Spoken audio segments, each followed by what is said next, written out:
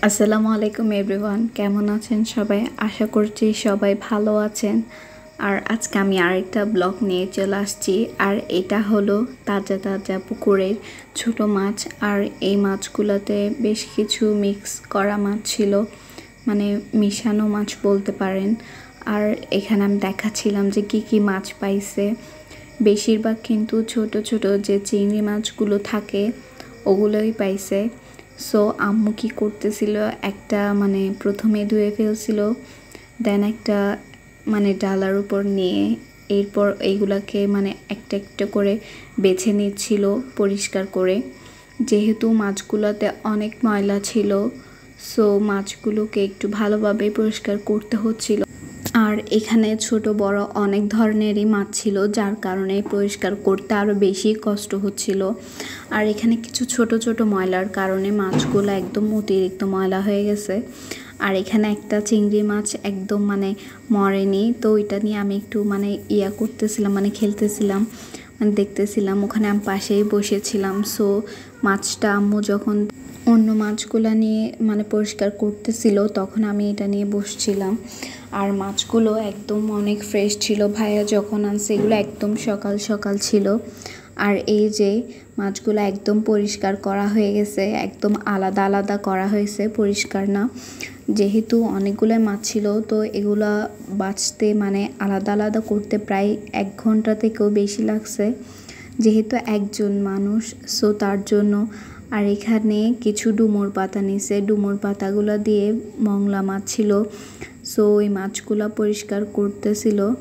বেশ কিছুই মাছ ছিল, বেলে মাছ ছিল, দেন হচ্ছে কিছু কাটা মংলা মাছ ছিল, তারপর চিংড়ি মাছ ছিল, বেশ অনেকগুলাই মাছ ছিল। আর কিছু বাচ্চা ছিল, বড় মাছের বাচ্চা। সো আগে এই মাছগুলো নাকি যদি দেরি হয় তাহলে নাকি নরম হয়ে যাবে, মানে পচতে শুরু করবে, যেহেতু অনেকক্ষণ লাগতেছিল মাছগুলোকে কাটতে বা পরিষ্কার করতে। সো তার জন্য আগে এগুলাই পরিষ্কার করে নিচ্ছে, এগুলাকে একটা হাতাতে করে পরিষ্কার করতেছিল। আর এই ঝুড়িগুলা মানে যে হাতাগুলা ছিল এগুলাতে যাতে আঁশগুলা নিচে পড়ে যায় ওরকম ফাঁক ছিল। সো তার জন্য একটা ডুমুর পাতা দিয়ে এই মাছগুলাকে ভালোভাবে পরিষ্কার করে ফেলতেছিল। কিন্তু এরপরে আবার এই যে এই বেলে মাছগুলো যেভাবে পরিষ্কার করতেছিল ওভাবেই কিন্তু মাছগুলোকে পরিষ্কার করতে হয়েছে, কারণ সবগুলা আঁশ চলে যায়। সো তার জন্য এরকম করতে হয়েছে। আর এখানে বেলে মাছ সবগুলোকে একটু এভাবে করলে মানে মাছগুলোকে আর কষ্ট করে একটা একটা করে বটি দিয়ে বা ছুরি দিয়ে কাটতে হয় না। মাছগুলো অনেকগুলো একসাথে কাটা যায়, আর মাছগুলা অনেক তাড়াতাড়ি পরিষ্কারও হয়ে যায়, এবং এদের গায়ে যে আঁশ থাকে ওইটাও চলে যায়। আর মাছগুলো নরমও হয়ে যায় না। অনেক সময় থাকে কি উপরের আঁশ থেকে গেলে মাছ পচে যাওয়ার সম্ভাবনা থাকে। আর এরকম করে প্রথমে একটা একটা করে মানে এক ধরনের মাছ করে দেন ওগুলাকে এক সাইডে করে রেখে দেন সবগুলা মাছের আঁশই ছাড়াই নিচ্ছে এভাবে। মানে এই প্রসেসিংয়ে করলে কিন্তু মানে কোনো মাছই অনেকক্ষণ সময় লাগবে না, খুব তাড়াতাড়ি হবে। আর যেহেতু এখানে আম্মু একজন করছিল, সো তার জন্য মাছগুলো একটু সময় লাগছে।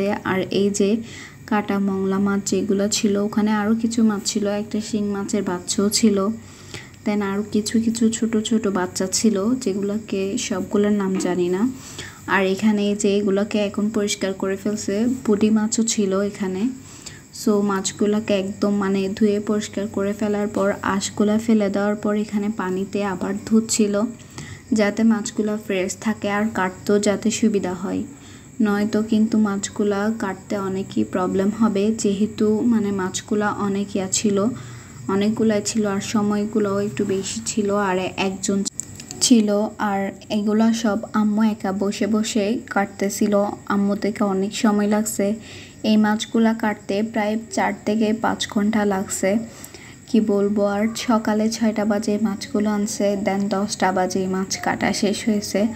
আর এখন হচ্ছে মাছগুলাকে মংলা মাছগুলাকে যাতে পেটের ভেতর ডিম থেকে যায় এভাবে করে পেটগুলো পরিষ্কার করতেছিল, যেহেতু মাছগুলোতে ডিম হয়েছে, সো তার জন্য। আর এই যে কাটা শেষ হয়ে গেছে প্রায় মানে বেলে মাছ আর মংলা মাছগুলা।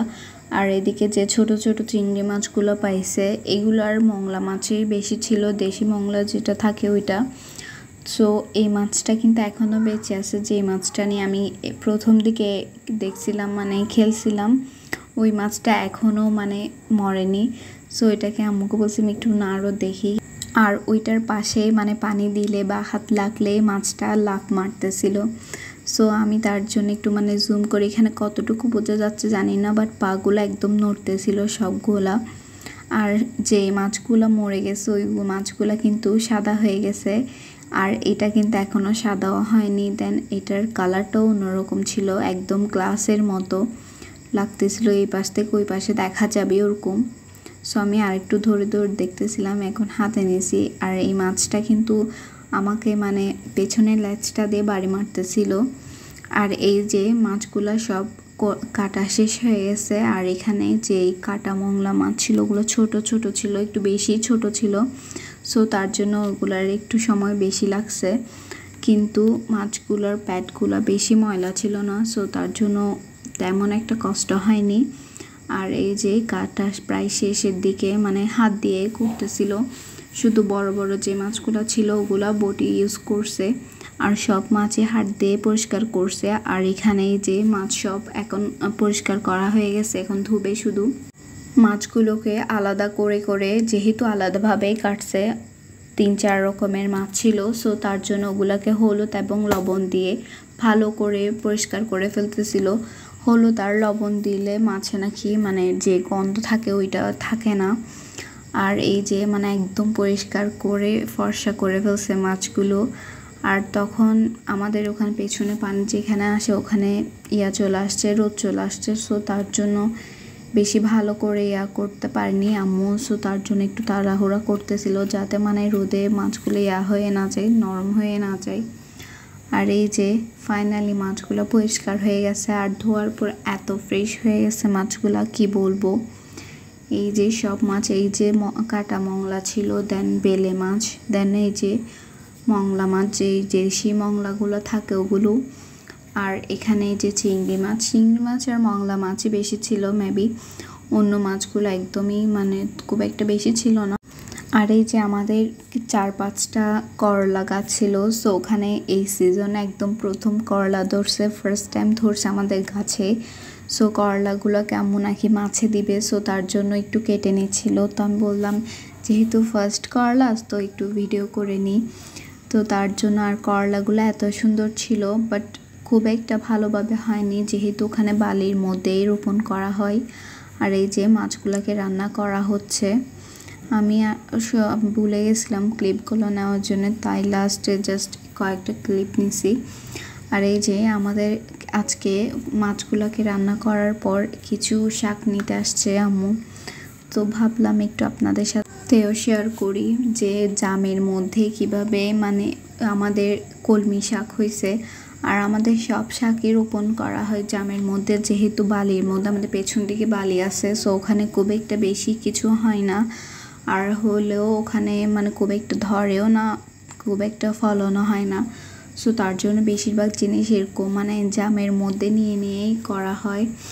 আর এই যেগুলা মানে আমার নানুর বাসা থেকে আমরা নিয়ে আসছিলাম কলমি শাক, আর ওই কলমি শাকগুলার থেকে আমরা যে গোড়াগুলো থাকে ওগুলাকে শেকড় মানে বাঁধাইছি পানিতে দিয়ে প্রথমে গোড়া সহ নিয়ে এসে মানে যে একদম শেকড় থেকে তারপর ঝুড়িতে রোপণ করছি। সো তার জন্য অনেক সুন্দর করে হয়েছে এখন, বাট এর আগে অনেকবার ট্রাই করছি, হয়নি। আর এই যেদিকে পুঁই শাক, এইগুলো মানে বাজার থেকে কিনে নেওয়া হয়েছিল পুঁই শাক আমরা খাওয়ার জন্য। সো ওখানে যে আগা থাকে মানে যে ডগাটা থাকে ওইটা রেখে দিয়েছিল আম্মু, আর পাশে দিয়ে নিচের দিকের পাতাগুলো নিছিল শুধু। আর এখানে অনেকগুলাই ডাটা ছিল, সো ওগুলা থেকে মানে এখানে পুঁই শাকগুলো হয়েছে। আর পাতাগুলো মাশাআল্লাহ এত বড় বড় হয়েছে কি বলবো। সো ভাবলাম মানে একটু এটাও শেয়ার করি, যেহেতু অনেক বড় বড় হয়েছে। আর এটাও মেবি একটা মানে গামলা বা এরকম টাইপসের কিছুতে ছিল। আর এগুলা যে উপরে ওর দিকে একদম মানে আম্মু মাছা দিছে, সো ওই দিকে যাতে উঠে যায় তার জন্য একটা বড় থেকে লাঠি দিছে, কয়েকটাই দিছে, মানে ওরকমই যাতে উপরে উঠে যায়। আর এখানে এই যে পাট শাকও ছিল, দেন টক পাতা ছিল, আর এই যে করলা গাছগুলা, আর এখানে যে মিষ্টি আলু শাক। আর আমরা অনেকগুলাই মানে শাক হয়েছে এখন, সেগুলা মিক্স করেই রান্না করব আজকে। আর এখানে মিষ্টি আলু শাক ছাড়া আর একটা ডাঁটা শাক ছিল, ওইটা মেবি কাটা হয়ে গেছে, সো তার জন্য আর করা হয়নি। আর এই যে পাশে একটা লেবু গাছও ছিল, মানে মিষ্টি আলু শাকের পাশে, সো এটাও দেখা যাচ্ছে। আর মিষ্টি আলু শাক অনেকগুলাই হয়েছে, সো তার জন্য ওখান থেকে কিছু কিছু নিচ্ছিল। আমাদের এখানে মিষ্টি আলু শাক রোপণ করা হয়নি, জাস্ট অন্য জায়গায় হয়েছে, ওখান থেকে যে লতাগুলো থাকে এইভাবে কেটে নেওয়া হয়েছিল আগে।